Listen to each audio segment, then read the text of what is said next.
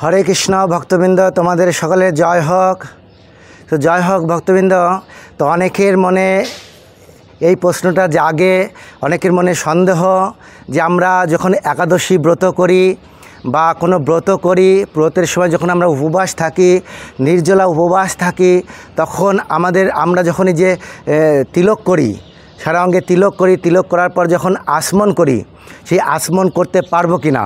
কেন আসমন করার সময় তো আমরা যখন আসমন করি তখন যখন ওই ওম কেশবায় নমঃ করে আমরা যখন জলটা পান করি, তখন তো আমাদের সেই জল তো আমাদের পেটে প্রবেশ করছে, তখন সে আমাদের হয়তো ব্রত ভঙ্গ হতে পারে, নির্জলা ব্রত ভঙ্গ হতে পারে।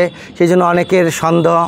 তারপরে যেরকম আমরা চরণামৃত উপবাস যখন থাকি, নির্জলা উপবাস থাকি, তখন কি আমরা চরণামৃত পেতে পারি? তো এই চরণামৃত পাবো কি পাবো না, এই নিয়ে অনেকের মনে অনেক সন্দেহ থাকে। চরণামৃত পাবো কি পাবো না, চরণামৃত পেলে তো আমি তো কিছু খাওয়া হয়ে গেল, সেই জন্য অনেকের মনে অনেক সন্দেহ থাকে। সেই জন্য আমি এই ভিডিওটা তো করছি যাতে এই সন্দেহ, আপনাদের মধ্যে সন্দেহটা ঘুচে যায়। দেখো ভক্তবৃন্দ, আমরা যখন আসমন করি, তো আসমন করার সময় যেরকম যখন আসমন করি, তখন এই যে আমি হাতে জল নিলাম, জল নিয়ে যখন আমি আসমন করব, এই জলটা তো আমি গিলে ফেলছি, এই তো এখানে গিলে ফেলছি, তো আমার তাহলে তো নির্জলা ব্রত কি করে আমার হবে? আমি উপবাস রয়েছি, জল পর্যন্ত খাবো না। এমন কি বলছে উপবাস থাকলে, নির্জলা থাকলে যে মুখে যদি থুতু আসে তাও গিলা যাবে না, তো এরকম ঢোক গিলা যাবে না। তো কি করে তাহলে আমরা এই যে চরণামৃত যখন করছি, আসমন করছি, আসমনের সময় যেরকম ওম কেশবায় নমঃ করে এরকম জলটা মুখের মধ্যে নিলাম, তো এই জলটা তো আমার পেটের মধ্যে চলে যাচ্ছে, আমি তো গিলে ফেলছি। তো এই জন্য আমরা কি করতে পারি যে আমার ব্রত ভঙ্গ হবে, নির্জলা ব্রত উপবাস আমার ভঙ্গ হবে কি হবে না? তো এই জন্য একটা প্রশ্ন। দেখুন ভক্তবৃন্দ, আমরা যখন আসমন করি, আমাদের তিলক করার পর তো আসমন করতেই হবে। এই নয় যে আমি উপবাস করেছি, ব্রত পালন করছি বলে আমি আসমন করব না, তা নয়। আসমন আমার করতেই হবে।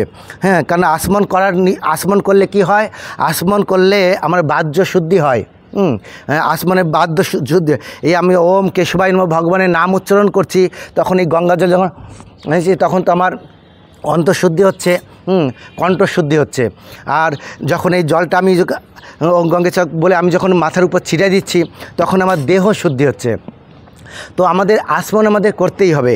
কিন্তু আমাদের সন্দেহ হচ্ছে, যখন আমি এইটা জলটা যখন পান করছি, তখন ওম কেশবায় নমঃ, তখন তো আমার পেটের মধ্যে চলে যাচ্ছে, আমি ঢোক গিলছি।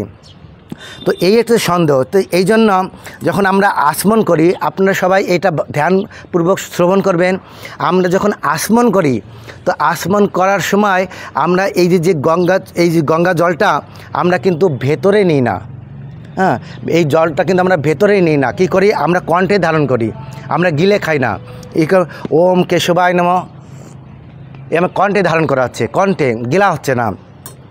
তারপরে ফেলে দিয়ে ওম নারায়ণ নমঃ, এই কণ্ঠে ধারণ হচ্ছে। ওম মাধবায় নমঃ, এই যে কণ্ঠে ধারণ হচ্ছে, আমরা কিন্তু গিলছি না। এই জন্য যদি অনেকে বলছে, প্রভুজি আমি তো এরকম করার সময় জলটা যখন নিচ্ছি তখন ঢোকটা গিলতে হচ্ছে, কারণ কণ্ঠে যখন যাচ্ছে তখন ঢোকটা গিলতে হচ্ছে। তো এই জন্য উপব্রত কখনো ভঙ্গ হবে না, কারণ এটা আপনি কিন্তু জল পান করার জন্য আপনি খাচ্ছেন না, নেননি আপনি। এটা এই গঙ্গা জলটা যখন কেশবায় করে আপনি নিচ্ছেন, তখন আপনি ওই কণ্ঠে ধারণ করছেন, এটা কিন্তু আপনি গিলছেন না। কিন্তু কোনো কেউ ঢোক গিলছে, কিন্তু এতে আপনার ব্রত ভঙ্গ হবে না, আপনি নিশ্চিন্তে, সন্দেহ নাই, আপনি এটা করতে পারেন। তো অনেকের মনে এই সন্দেহ আছে যে প্রভুজি আমি যে উপবাসের দিন একাদশী যখন নির্জলা উপবাস করি, যখন নির্জলা ব্রত করি, তখন নির্জলা ব্রতের সময় কি আমি নির্জলা ব্রতের সময় কি আমি এই চরণামৃত পেতে পারি কি চরণামৃত? কারণ চরণামৃত তো আমরা যখন পাই, ওই যে অকাল মৃত্যু হরণম সর্বব্যাধি বিনাশনম বিষ্ণু পাদকম পিত্তা শিরসি ধারায়হম, তো এই বলে যখন আমি এই চরণামৃতটা পাই, তখন এই চরণামৃত আমার পেটের মধ্যে যাচ্ছে। তখন নির্জলা কী করে হলো? এই চরণামৃত কিন্তু আমরা পেটে আমরা খাই না, চরণামৃত কণ্ঠে ধারণ করা হয়। চরণামৃতও কণ্ঠে ধারণ করা হয়। সেই জন্য চরণামৃত খাওয়ার সময়ও আমাদের নির্জলা ব্রত ভঙ্গ হয় না। তো কেউ চরণামৃতও পেতে পারে, এতেও তার ব্রত ভঙ্গ হতে পারে। কিন্তু অনেকের সন্দেহ হয় যে প্রভুজি চরণামৃতের মধ্যে তো অগরুর থাকে, তারপরে গোলাপ জল থাকে, তারপরে ওর মধ্যে চিনি থাকে, হ্যাঁ, দুধ থাকে, তো এইগুলো দই থাকে, মধু থাকে। তো এখানে এই চরণামৃতটা যখন আমি পাবো তখন কি আমার ব্রত ভঙ্গ হবে? সেই জন্য যাদের এরকম সন্দেহ, যারা নির্জলা উপবাস করছে, হ্যাঁ, একদম নির্জলা করছে, ব্রত করে, উপবাস করে, হ্যাঁ, এই যে নিঃস্ব চতুর্দশী হোক, জন্মাষ্টমী হোক, একাদশীর তিথি হোক, হ্যাঁ, রাধাষ্টমী হোক, যে কোনো ব্রত যখন আপনি পালন করবেন, যখন নির্জলা ব্রত পালন করবেন, তখন চরণামৃত না পাওয়াই শ্রেয়। চরণামৃত পাবেন না। কেন? চরণামৃতর মধ্যে ওই দুধ থাকে, দই থাকে, হ্যাঁ, তারপরে মধু থাকে, অগরুর থাকে। অগরুর একটা কেমিক্যাল দিয়ে তৈরি হয়। অগরুর এখন তো সেরকম বনজ সম্পদ থেকে অগরুর তৈরি হয় না, সেজন্য তারপরে চিনি থাকে, চিনির মধ্যে অনেক রকম কিছু মিশানো থাকতে পারে। সেই জন্য যখন নির্জলা ব্রত করা হবে, উপবাস নির্জলা, সেই ব্রতের সময় কোনো চরণামৃত না পাওয়াই শ্রেয়। হ্যাঁ, সেই জন্য আর যারা যদি পেতে চান তো আপনি সেই চরণামৃত পেতে পারেন, কিন্তু কণ্ঠে ধারণ করবেন। কণ্ঠে, ওখানে আপনার খাওয়ার মতন না। 3 ফোঁট চরণামৃত নেওয়ার নিয়ম হচ্ছে 3 ফোঁট। হ্যাঁ, 1 2 3, এই 3 ফোঁট চরণামৃত পাওয়ার নিয়ম।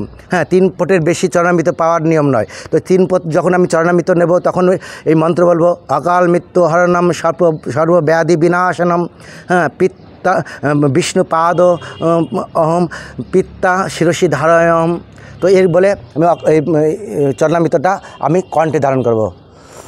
এখন চরণামৃত পাওয়ার আমরা কিন্তু চরণামৃত কীভাবে খাই? এই যে গন্ডুস থেকে নিয়ে ঠোঁট, আমরা কিন্তু স্পর্শ না, জিহ্বাও স্পর্শ হয় না। সেই জন্য চরণামৃত পাওয়ার সময় আমাদের এই হাত কখনো ঝুটাও হয় না। কেন? আমি তো ঠোঁট স্পর্শ করছি, আমি ঠোঁট স্পর্শ করে তো এটাকে নিচ্ছি ভেতরে, নিয়ে কণ্ঠে ধারণ করছি। সেই জন্য এই অনেকের সন্দেহ থাকতে পারে যে আমি চরণামৃত খেলে আমার হাত এঁঠো হয়ে যায় বা ঝুটা হয়ে যায়। না, হাত ঝুটা হয় না। তারপরে আচমন করার সময় হাত ঝুটা হয় না, কারণ আমি এখন জিহ্বা দিয়ে ওখানে আমি হাওয়া নিয়ে টেনে আমি ভিতরে নিয়ে কণ্ঠে ধারণ করছি, সেই জন্য ওটা ঝুটা হয় না। সেই জন্য আপনারা এইভাবে ব্রত উপবাস যখন করবেন, নির্জলা উপবাস করবেন, তখন আপনারা যে চরণামৃত পাবেন, চরণামৃত উপবাসের দিন চরণামৃত না পাওয়া ঠিক আছে, কেন ওর মধ্যে আছে, অনেকের সন্দেহ আছে। সেই জন্য ওর মধ্যে অনেক সময় চিনির মধ্যে অনেক কিছু মিশানো থাকে। দোকান থেকে যখন চিনি কিনে নিয়ে আসি, অনেক সময় আটা মিশানো থাকে, অনেক সময় অনেক কিছু থাকে ওর মধ্যে।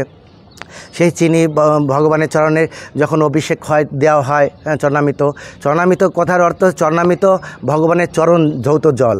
তো ভগবানকে যে অভিষেক করা হয়, সকালবেলা অর্চন করা হয়, সেই অর্চনের যে জলটা, ওই জলটা যে স্নান করানো হয় ভগবানকে, যে জল দিয়ে স্নান করানো হয়, হ্যাঁ, দুধ দই মধু ঘি দিয়ে যখন স্নান করানো হয়, সেটাকে বলা হয় চরণামৃত।